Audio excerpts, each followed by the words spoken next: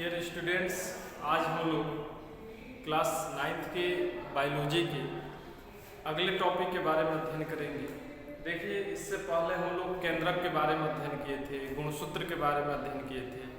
अगला जो टॉपिक होगा वो है न्यूक्लिक अम्ल है, न्यूक्लिक एसिड कहते हैं। देखिए, न्यूक्लिक एसिड कहाँ पाया जाता है, इसके बारे में थोड़ा सा जान लिया जाए। तो न्यूक्लिक एसिड जो होता है यह केंद्रक में पाया जाता है। किसमें पाया जाता है? केंद्रक में पाया जाता है। देखेंगे, मान लिया जाए ये कोशिका है, ये पादप कोशिका है, प्लांट कोशिका है, ठीक है, प्लांट सेल है। इस प्लांट सेल के केंद्रीय भाग में एक गोल वृत्ताकार संरचना होता है जिसे हम केंद्रक कहते हैं, और इसी केंद्रक के अंदर गुणसूत्र पाया जाता है, और इसी गुणसूत्र में, ठीक है, डीएनए पाया जाता है। यही डीएनए क्या है? Nucleic acid. डीएनए ही क्या है? न्यूक्लिक एसिड है। तो याद रखिएगा कि न्यूक्लिक एसिड जो है केंद्रक में भी पाया जाता है और साइटोप्लाज्म में भी पाया जाता है, ऐसी बात नहीं है, ठीक है। जैसे कोशिकांगों में भी पाया जाता है न्यूक्लिक एसिड, जैसे क्लोरोप्लास्ट में, माइटोकांड्रिया में, इनमें भी पाया जाता है। तो ये याद रखिएगा, लेकिन मुख्य रूप से जो है न्यूक्लिक एसिड केंद्रक में ही होता है, ठीक है। तो ये लोकेशन हम बता देंगे। अब हम जानेंगे कि न्यूक्लिक एसिड की खोज किसने की। न्यूक्लिक एसिड की खोज किसने की, ठीक है, सबसे पहले किसने पता लगाया? तो न्यूक्लिक एसिड की खोज सर्वप्रथम फ्रेडरिक मिशर नामक वैज्ञानिक ने, फ्रेडरिक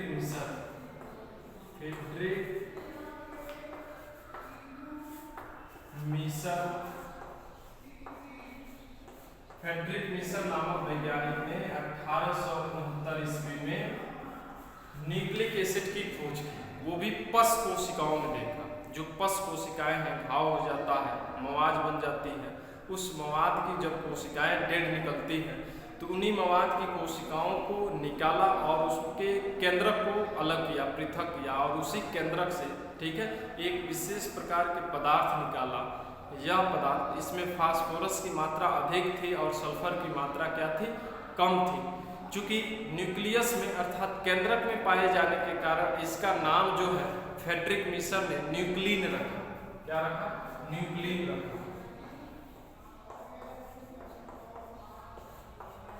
फ्रेडरिक मिशर ने इसका नाम न्यूक्लिन रखा, जो न्यूक्लियस से प्राप्त किया पदार्थ पश कोशिकाओं के, ठीक है, उसी पदार्थ को उन्होंने क्या रखा? न्यूक्लिन रखा।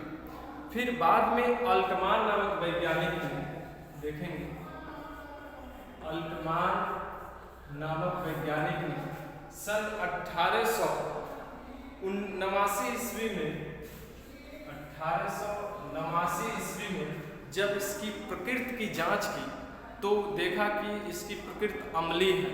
तो अम्लीय प्रकृति होने के कारण, अम्लीय नेचर होने के कारण इसका नाम न्यूक्लिक एसिड रख दिया। क्या रखा? Nucleic acid.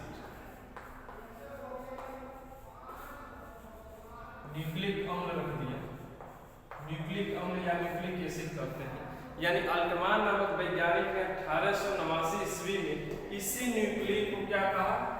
इसी न्यूक्लिन को न्यूक्लिक अम्ल कहा, ठीक है, क्योंकि न्यूक्लियस में यह भी पाया जाता है। क्योंकि इसका नेचर जो है अम्लीय होता है, इसीलिए लास्ट में अम्ल रखा और न्यूक्लिक अम्ल इसका पूरा नाम रखा, ठीक है।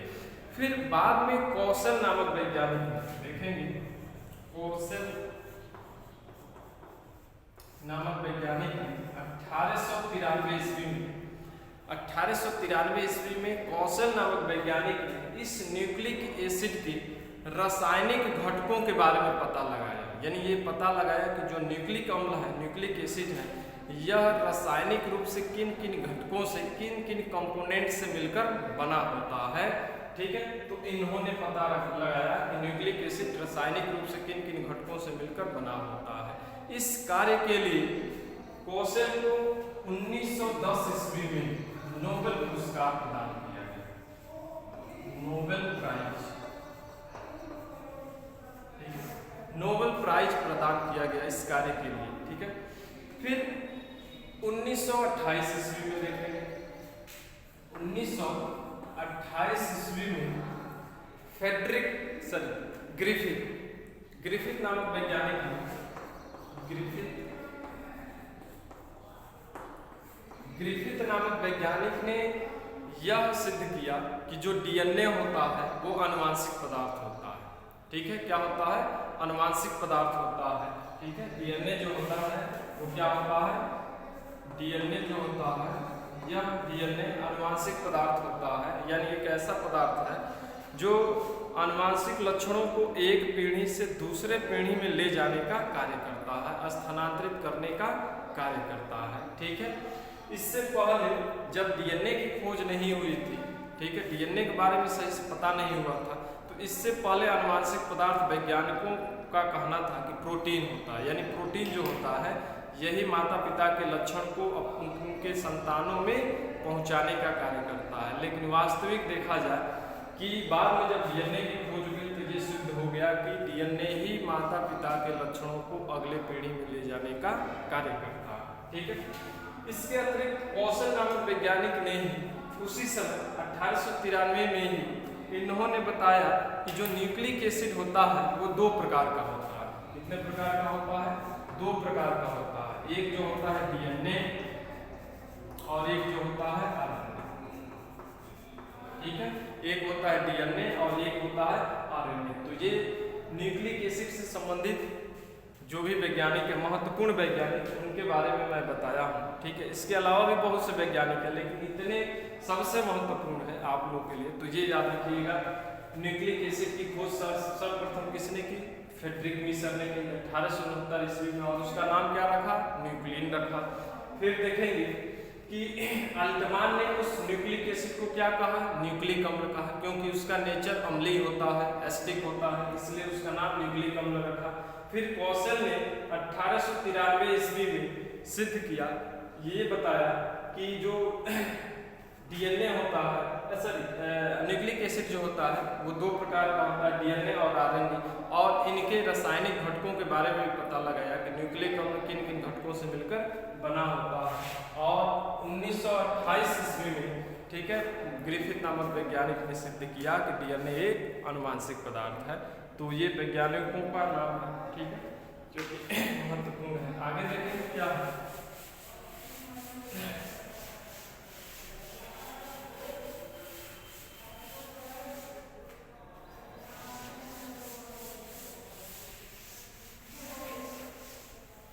न्यूक्लिक अम्ल जो होता है, देखेंगे न्यूक्लिक एक अम्ल जो है ये दो प्रकार का होता है।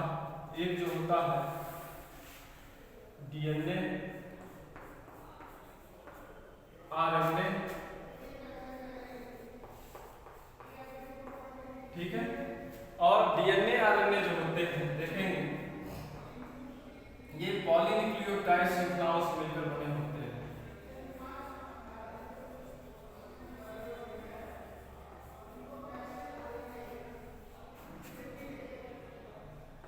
पॉलीन्यूक्लियोटाइड चेन से मिलकर बने होते हैं। ये भी पॉलीन्यूक्लियोटाइड होगा।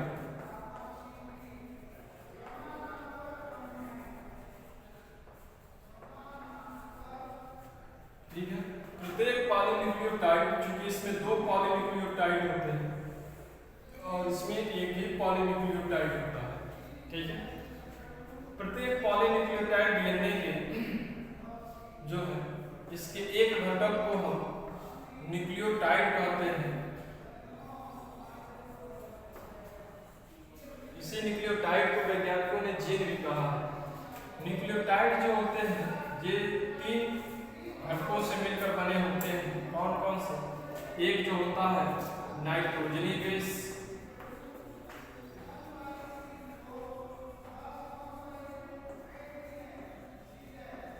दूसरा जो होता है शुगर, और तीसरा जो होता है फास्फेट। ये रहा। फिर नाइट्रोजनी बेस जो होते हैं, ये जो होते हैं 4 प्रकार के होते हैं। ठीक है, कितने प्रकार के? 4 प्रकार के। देखेंगे एडेनिन, एक को एडेनिन लिखा जाता है, एडेनिन, गुआनिन, साइटोसिन और थाइमिन। ठीक है, शुगर जो होता है ये होता है डीऑक्सीराइबोस शर्करा होता है, डीऑक्सीराइबोस, 4 प्रकार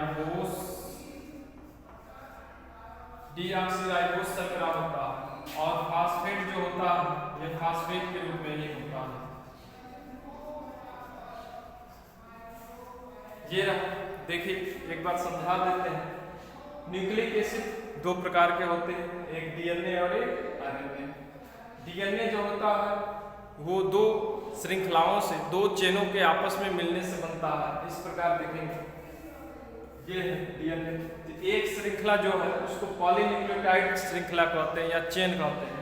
तो दो श्रृंखला इस पे है, यानी दो पॉलीन्यूक्लियोटाइड श्रृंखला है। यहाँ पे दो लिखे भी हैं, ठीक है। और प्रत्येक पॉलीन्यूक्लियोटाइड श्रृंखला जो है उसकी इकाई जो होती है जिससे मिलकर बना होता है उसे न्यूक्लियोटाइड कहते हैं। और न्यूक्लियोटाइड जो होता है वो तीन घटकों से मिलकर बना होता है, नाइट्रोजनी बेस, शुगर है और फास्फेट है। नाइट्रोजनी बेस भी जो होते हैं चार बेसों से मिलकर बने होते हैं, चार प्रकार के होते हैं। ये एडेनिन, गुआनिन, साइटोसिन और थाइमिन, ये चार होते हैं। शुगर जो होता है डीऑक्सीराइबोस शर्करा होता है, जो कि पेंटोज शुगर होता है, याद रखिएगा पेंटोज शुगर है, ठीक है। इसके अलावा आरएनए में देखेंगे तो आरएनए में एक ही पॉलीन्यूक्लियोटाइड श्रृंखला होती है, इस प्रकार, ठीक है, एक ही श्रृंखला होती है। तो इसमें भी देखेंगे बिल्कुल उसी तरह होगा, ये भी न्यूक्लियोटाइड होगा, ये भी न्यूक्लियोटाइड से मिलकर बना होता है। प्रत्येक न्यूक्लियोटाइड ये भी तीन घटकों से मिलकर बना होता है, ठीक है। एक जो होता है नाइट्रोजनी बेस,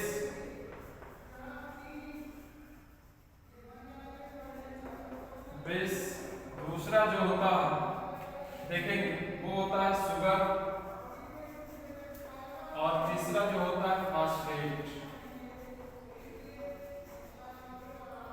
नाइट्रोजनी बेस जो होता है ये देखेंगे, नाइट्रोजनी बेस इसमें एडेनिन पाया जाता है, गुआनिन पाया जाता है, साइटोसिन पाया जाता है और थाइमिन इसमें नहीं पाया जाता है। थाइमिन की जगह पर यूरेसिल होता है, याद रखिएगा यूरेसिल होता है थाइमिन की जगह पर। सेम देखिए तीन ये सेम है, आरएनए में भी होता है, लेकिन थाइमिन डीएनए में होता है, आरएनए में थाइमिन की जगह पर क्या होता है, यूरेसिल होता है, ठीक है। शुगर बेस ये भी पेंटोज शर्करा है, पेंटोज शर्करा है। ये जो होता है राइबोस शर्करा होता है,